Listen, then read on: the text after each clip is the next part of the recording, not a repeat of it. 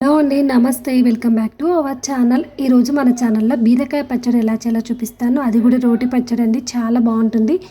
దీనికోసం అయితే ముందుగానే బీరకాయలంతా కట్ చేసి పెట్టుకున్నాను. ఇప్పుడు ఒక కడాయి తీసుకొని స్టవ్ మీద పెట్టుకోవాలి. ఇప్పుడు ఇందులోకి ఒక స్పూన్ వరకు ఆయిల్ అయితే వేసుకుంటున్నాను. ఇప్పుడు ఆయిల్ హీట్ ఎక్కాక ఒక స్పూన్ వరకు పల్లీలు అయితే వేసుకోవాలి. ఇప్పుడు కొంచెం మెంతులు వేసుకుంటున్నాను. ఏ పచ్చడి చేసినా మెంతులు వేసుకోవాలి, చాలా బాగుంటుంది టేస్ట్. అలాగే హెల్త్ కూడా చాలా మంచిది.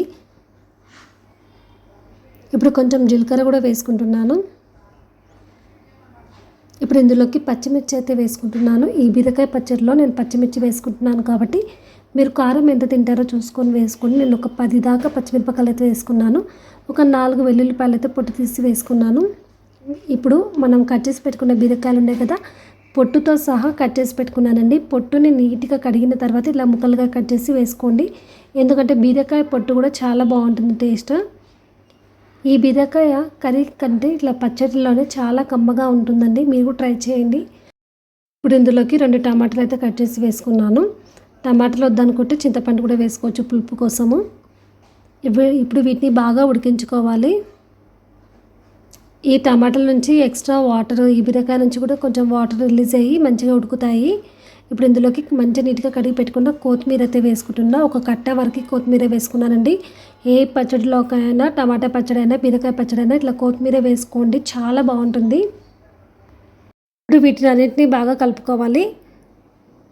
ఇందులోకి వాటర్ అయితే రిలీజ్ అవుతుంది కదండి, అందులోనే ఇదంతా ఉడకాలన్నమాట.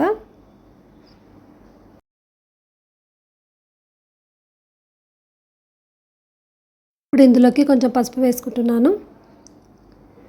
అలాగే సాల్ట్ కూడా వేసుకోవాలండి. ఎందుకంటే ఇవి తొందరగా ఉడకడానికి నేనైతే సాల్ట్ అయితే వేసుకుంటున్నాను. పచ్చడిలో ఎంత సరిపోతుందో చూసుకొని అంత సాల్ట్ అయితే ఒకటేసారి వేసుకొని మళ్ళీ ఒకసారి అంతా కలుపుకోవాలి. ఇలా సాల్ట్ వేయడం వల్ల తొందరగా మెత్తపడి తొందరగా ఉడికే ఛాన్స్ అయితే ఉంటుంది. ఇవి బాగా మగ్గాలండి. చూడండి, ఇట్లా దగ్గరికి రావాలన్నమాట. మంచిగా టమాటా, పచ్చిమిర్చి బాగా మగ్గాలి. అప్పుడే పచ్చడి చాలా బాగుంటుంది టేస్ట్ కూడా. ఏదైతే మంచిగా ఉడికింది. టమాటాలు కూడా చూడండి బాగా ఉడికినాయి కదా, ఇందులో నుంచి వాటర్ కూడా రిలీజ్ అయింది. ఈ మాత్రం వస్తే సరిపోతుంది. ఇప్పుడు స్టవ్ అయితే ఆఫ్ చేసుకున్నాను. దీన్ని మిక్సీ జార్లోనైనా వేసుకోండి, లేకపోతే రోల్ ఉంటే రోల్లోనే చేసుకోండి. నేనైతే ఇది రోటి పచ్చడి కాబట్టి రోట్లో వేసి దంచుతున్నాను. మిక్సీలో వేసి మరీ పేస్ట్లా అయిపోతుందండి. దాని టేస్ట్ అసలు తెలీదు మనకి. మధ్య మధ్యలో పంటికి బీరకాయ ముక్కలు అలా తగులుతూ ఉండాలి, అప్పుడే బాగుంటుంది.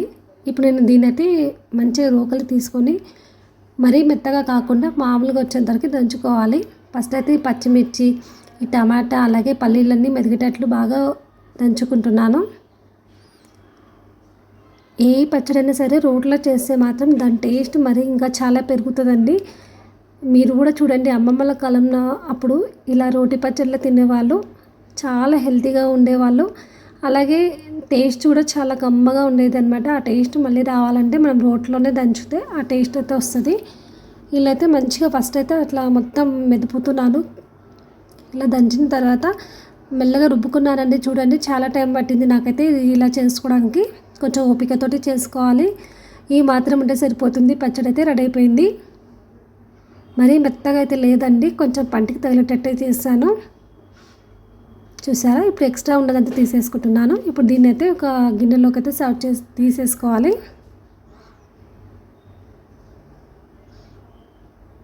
చూస్తుంటే నోరు ఊరిపోతుంది కదా అండి. ఈ పచ్చడి చాలా కమ్మగా ఉంటుంది. మీరు ట్రై చేయండి, ఎందుకంటే బీరకాయ కూర అంటే చాలామందికి నచ్చదు. ఇప్పుడు ఇలా పచ్చడి చేశారనుకోండి, చాలా ఇష్టంగా తింటారు. ఇలా రెడీ అయింది కదా, ఇప్పుడు దీన్ని అయితే స్పూన్ తోటి మొత్తం ఒక గిన్నెలోకి అయితే వేసుకుంటున్నాను.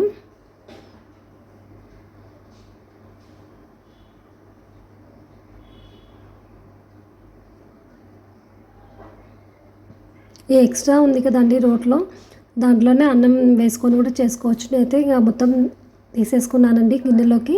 ఇప్పుడు ఇందులోకి పోపు అయితే పెట్టుకుంటున్నా. ఫస్ట్ అయితే చిన్న కడాయి తీసుకొని స్టవ్ మీద పెట్టుకోవాలి.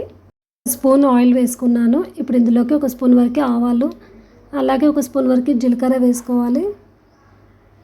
ఇందులోకి 4-5 ఎండుమిర్చిని కూడా వేసుకుంటున్నాను. పోపు చాలా బాగుంటుంది ఇట్లా వేసుకుంటే.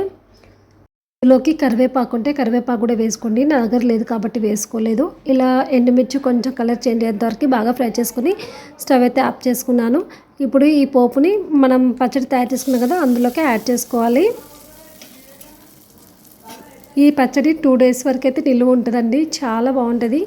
మీరు ట్రై చేయండి. నేనైతే ఇప్పుడు అన్నంలో పెట్టుకొని తిని చూపిస్తాను. ఫస్ట్కి అయితే అన్నం తీసుకొని ఇప్పుడు ఇందులోకి 1 స్పూన్ 2 స్పూన్స్ వరకు అయితే పచ్చడి అయితే యాడ్ చేసుకున్నాను. ఇప్పుడు ఇందులోకి 1 స్పూన్ నెయ్యి అయితే వేసుకొని తింటానా. చాలా అంటే చాలా బాగుందండి. నిజంగా చెప్తున్నా, నేను తిన్నా కాబట్టి మీకు ఈ రెసిపీని షేర్ చేస్తున్నాను. చాలా టేస్టీగా ఉంది. మీరు కూడా ట్రై చేయండి. ఖచ్చితంగా ట్రై చేయాల్సిన రెసిపీ. ఇలా ట్రై చేసి ఎలా వచ్చిందో కామెంట్ కూడా చేయండి. ఖచ్చితంగా రోట్లో చేసుకోండి. ఆ టేస్ట్ మాత్రం సూపర్ ఉంటుంది. లేకపోతే మిక్సీ జార్లోకి కొంచెం పంటికి తగినట్లు పేస్ట్ చేసుకోండి. రెసిపీ మీకు నచ్చినట్లయితే నా ఛానల్ని సబ్స్క్రైబ్ చేసుకోండి. Thank you for watching.